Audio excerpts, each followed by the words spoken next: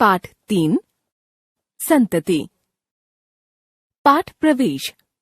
माता पिता संतान के जीवन की धुरी होते हैं, जिनके इर्द गिर्द बच्चों का जीवन घूमता है। माता पिता उस वट वृक्ष की तरह होते हैं, जिसकी छाया में बच्चे सुख पाते हैं। तो क्या संतान का यह कर्तव्य नहीं होता कि वे इस धुरी को, इस छाया को संभाल कर तथा संजो कर रखें? यह पाठ संतान को उसके कर्तव्यों का बोध करा रहा है। मोहल्ले की औरतें संध्या के समय घरों के बाहर एकत्रित होकर गप मार रही थीं। यह उनकी प्रतिदिन की दिनचर्या में शामिल था। बाहर निकलकर खड़े रहने के कारण भी उनके पास थे। कुछ के बच्चे गली में खेल रहे थे। उन्हें आते जाते वाहनों की तेज रफ्तार से बचाने के कारण, सब्जी वालों से मोल भाव करके सब्जी खरीदने के कारण, और कुछ पति की प्रतीक्षा के बहाने आस पड़ोस में क्या हो रहा है, इस बात की जानकारी लेने के लिए उपस्थित थीं। माँ की स्मृतियों में खोई भारती भी दरवाजे पर खड़ी होकर पिता की प्रतीक्षा कर रही थी। बाबा, क्या सुन रहे हो कान लगाकर? मंजू की कर्कश आवाज से भारती की विचार तंद्रा टूटी। उसने देखा औरतों के झुंड के बगल में एक वयोवृद्ध पुरुष अपनी साइकिल संभाले खड़ा था। चेहरे पर झुर्रियां, पैरों में टूटी चप्पल, दुर्बल क्षीण काया और धूल धूसरित वस्त्र पहने तथा हाथों में कुछ पैकेट लिए वह बोला, बेटी, कुछ सुनने के लिए नहीं, मैं तो यह सुगंधित अगरबत्तियां तुम्हें दिखाने के लिए खड़ा हूँ। वहाँ खड़ी महिलाओं में से एक ने कहा, नहीं चाहिए बाबा। दूसरी बोली, जाओ बाबा, घर के पुरुष आते ही होंगे, बाजार में सब कुछ मिलता है। इस प्रकार गली में फेरी वालों से खरीदारी करने की अनुमति हमारे घर वाले नहीं देते। वृद्ध थरथराई आवाज में बोले, सुबह से बोहनी नहीं हुई है बेटी, एक एक पैकेट ही खरीद लो, बड़ी मेहरबानी होगी गरीब पर। मंजू को वृद्ध पर दया आ गई। उसने कहा, कितने का पैकेट है? यह सुनकर वृद्ध के चेहरे पर उम्मीद की किरण जागी। उन्होंने प्रसन्न होते हुए उत्सुकता से कहा, 15 रुपए में दे दूंगा। महिलाएं मोल भाव की स्वाभाविक प्रवृत्ति का मोह छोड़ पाने में लगभग असमर्थ होती हैं।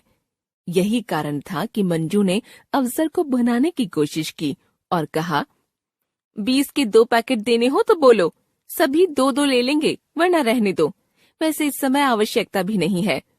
दूसरी ओर भारती के मन मस्तिष्क में विचारों के ज्वार उठ रहे थे। वह सोच रही थी, कैसी हैं ये औरतें, बेचारे वृद्ध की मजबूरी का फायदा उठा रही हैं। उसी पल उसे वृद्ध पर भी क्रोध आया। यह क्यों इस उम्र में इस प्रकार गली गली घूमकर अपमानित हो रहे हैं? शरीर को आराम देने की आयु में अपरिचितों के सामने गिड़गिड़ाकर अनुनय विनय कर रहे हैं। घर में बैठकर आराम से नाती पोतों के साथ समय व्यतीत क्यों नहीं करते? अभी भारती के मन में उथल पुथल चल ही रही थी कि श्रीमती शर्मा ने बुजुर्ग से कहा, बाबा, तुम्हारी आयु यहाँ वहाँ धक्के खाने की नहीं है।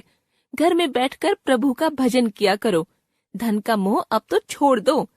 श्रीमती शर्मा की बात सुनकर भारती के मस्तिष्क में प्रश्न कौंधा, कहीं ऐसा तो नहीं कि इनकी कोई संतान ही न हो? अपनी जिज्ञासा का समाधान भारती कर पाती उससे पूर्व ही मंजू का स्वर गूंजा, बाबा, आपके बच्चे नहीं है क्या? रूंधे कंठ से बुजुर्ग का स्वर फूटा, नहीं बेटी, मैं निसंतान नहीं हूँ। 5 पुत्रों के माता पिता होने का सौभाग्य विधाता ने मुझे और मेरी पत्नी को दिया है। बच्चों से भरा पूरा सुखी संपन्न परिवार है। सभी बच्चे उच्च पद पर आसीन हैं। इतना कहते कहते बुजुर्ग की आंखें छलक आईं। आंसुओं को रोकने का असफल प्रयास करते हुए वे जाने लगे।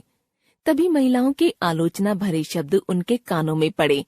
वे कह रही थीं, ऐसी संतान से तो निस्संतान होना कहीं अधिक अच्छा है। कीड़े पड़े ऐसे नालायक बेटों के। भगवान करे उनकी करनी का फल उन्हें इसी जन्म में मिले। बेचारे वृद्ध दर दर की ठोकरें खा रहे हैं। इतना सुनकर बुजुर्ग वहीं ठहर गए और कहने लगे, बच्चों को बद्दुआ मत दो। सभी अपने अपने कर्मों का फल भोगते हैं। मैंने और मेरी पत्नी ने भी निश्चित रूप से पूर्व जन्म में कुछ दुष्कर्म किए होंगे, या हमारे पालन पोषण और संस्कारों में ही कमी रही होगी, अन्यथा जन्म तो श्रेष्ठ पुत्रों को ही दिया था। बुजुर्ग की बात सुनकर भारती पुनः माँ की स्मृतियों में खो गई। मरते दम तक माँ को इसी बात का दुख था कि वह पुत्र को जन्म नहीं दे पाई। पिताजी ने एक बार नहीं बल्कि अनेक बार माँ को समझाते हुए कहा था, भारती की माँ, तुम बिना वजह ही स्वयं को दोष देती हो। पुत्र का होना ना होना हमारे तुम्हारे वश में नहीं है। तुम शिक्षित हो, तुम्हें बताने की आवश्यकता नहीं है कि आज के युग में बेटे और बेटी में कोई अंतर नहीं है। संतान का संस्कारी एवं गुणवान होना अधिक मायने रखता है। पिताजी की बात सुनकर माँ कहती, ऐसा नहीं है कि मुझे भारती प्रिय नहीं है, अपनी बेटी पर मुझे गर्व है, किंतु आप ही बताइए, शादी के बाद जब वह अपने घर चली जाएगी तब हमारी देखभाल करने वाला कौन होगा? ऐसा कहते कहते माँ रोने लगती थी। भारती सोचने लगी, काश आज माँ होती, पुत्र न होने की उनकी पीड़ा कितनी निरर्थक थी वे जान पाती। संवेदनहीन संतति के होने से श्रेष्ठ है निसंतान होना, तथा कर्तव्यहीन अमानवीय दृष्टिकोण रखने वाले पुत्रों के होने से बेहतर है संवेदनशील और कर्तव्य परायण पुत्री के माता पिता कहलाना। मन ही मन भारती ने दृढ़ संकल्प लिया कि वह जीवन में कभी भी पिताजी को पुत्र का अभाव महसूस नहीं होने देगी। लेखिका सरोज